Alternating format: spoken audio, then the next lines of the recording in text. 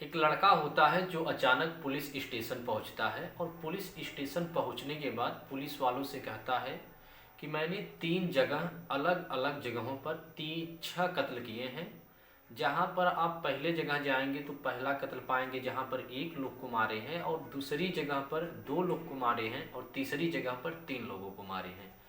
ये बात सुनने के बाद पुलिस के मन में ख्याल आता है कि ये शायद पागल है या फिर कुछ पी ऊ के आया है। ऐसे करके पुलिस सोचने लगती है और उसे डांटती है, फटकारती है। लेकिन जब वो ये बात अपने सीनियर अधिकारी को बताते हैं तो सीनियर अधिकारी पास बुलाता है, और उसके हुलियों को देखने के बाद सीनियर अधिकारी को कुछ शक होता है।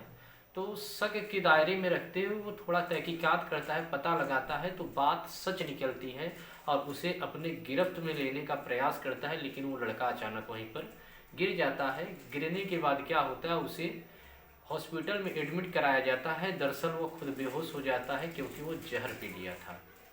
नमस्कार, मैं हूं प्रिंस पांडे और आप देख रहे हैं केडी तक। आज की ये जो सच्ची घटना आपको बताने जा रहा हूं, ये सच्ची घटना बहुत ही दिल दहला देने वाली घटना है। दरअसल ये सच्ची घटना शुरू होती है, एक व्यक्ति होता है जो गल्फ कंट्री में रहता है। उस व्यक्ति का नाम होता है अब्दुल रहीम, जिसका काम होता है स्पेयर पार्ट्स का। अब्दुल रहीम जो होता है स्पेयर पार्ट्स का काम करता है, लेकिन कुछ दिनों से उसका जो धंधा था, उसका जो काम था, वो धीरे धीरे डाउन होता जा रहा था। डाउन होने की वजह से वो बहुत ज़्यादा कर्जे में डूब गया था। उसका एक 23 साल का लड़का होता है जिसका नाम होता है अफवान। अफवान भी अपने पिता के साथ गल्फ कंट्री में रहता है और वहाँ पर काम करता है।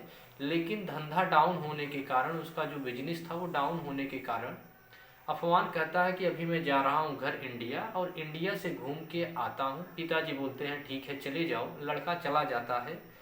वह अपने घर वापस आता है इंडिया में। इंडिया में उसका जो जगह होता है, केरल में एक जगह है त्रिवेंद्रमपुरम, वहाँ से लगभग 20 किलोमीटर की दूरी पर एक जगह होता है पेरूमल। पेरूमल का उसका जो होता है मुख्य निवासी होता है, जहाँ पर वो अपने फैमिली के साथ रहता है। उसका एक छोटा भाई होता है जिससे वो बेहद प्यार करता है और सबसे ज़्यादा समय उसी के साथ वो गुजारता था।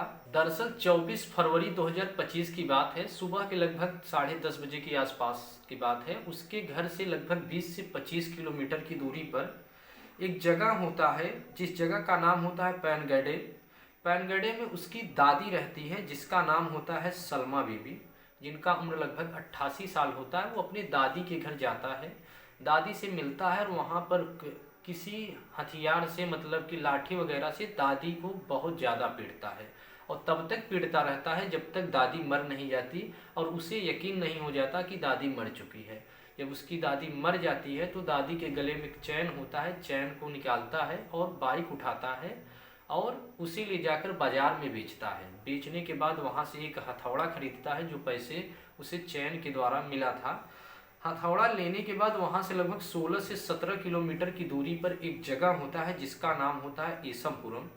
एसमपुरम में अफवान के मामा रहते हैं। मामा से लगभग 4 किलोमीटर की दूरी पर उसके चाचा चाची रहते हैं। अपने चाचा चाची के घर जाता है, उनसे बातचीत करता है और उसी हथौड़े से उन्हें तब तक मारता रहता है जब तक वे मर नहीं जाते। और सबसे ज़्यादा हथौड़े से वो जो प्रहार किया था वो मुंह पे किया था। इसलिए जो होता है कि उन लोगों का मुंह जो हुलिया था वो समझ नहीं आ रहा था, इतना भद्दा तरीके से खराब हो गया था।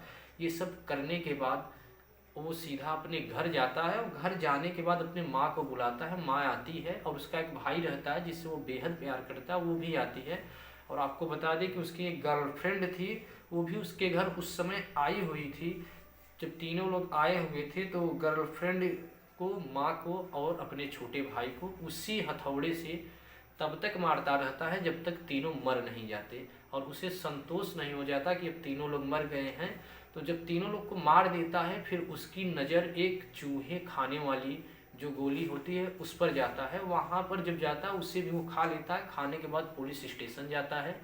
पुलिस स्टेशन जाने के बाद बताता है जितनी भी कहानी होती है शुरू से अंत तक, कि यहाँ पर हमने ऐसे ऐसे कत्ल की है। पुलिस को यकीन नहीं होता, वो डांटते हैं, सोचते हैं कि या तो पियक्कड़ होगा या तो दिमाग से पागल होगा, ऐसा ऐसा बात कर रहा है। लेकिन जब ये बात सीनियर अधिकारी को पता चलता है तो सीनियर अधिकारी पूरी की पूरी बात पता लगाने का प्रयास करते हैं। और प्रयास करने के बाद जब पता चलता है कि सभी बातें सही हैं तो पुलिस अधिकारी उसे अपने गिरफ्त में लेने का प्रयास करते हैं, लेकिन लड़का वहीं पर गिर जाता है। गिरने के बाद क्या होता है, उसे हॉस्पिटल में तुरंत एडमिट कराते हैं। हालत दिन ब दिन खराब होती जा रही थी। हालत खराब होने के बाद पता चला कि लड़का चूहे वाली गोली खा लिया इसके लिए। और दूसरी तरफ उसकी जो माँ थी, जब उसे पुलिस कर्मियों ने, जो भी पुलिस के सिपाही थे, जब एडमिट करवाए तो पता चला कि उनकी माँ है, जो 2 लोग तो मर चुके हैं लेकिन माँ की सांसें चल रही हैं। हालांकि माँ को एडमिट कराया गया है। आपको बता दें कि उनकी माँ को कैंसर जैसी एक खतरनाक बीमारी हुई थी, लेकिन उसका जो बेटा था उसे ले आकर कैंसर से भी खतरनाक बीमारियों में डाल दिया, जीवन और मृत्यु के एक बीच नाव में।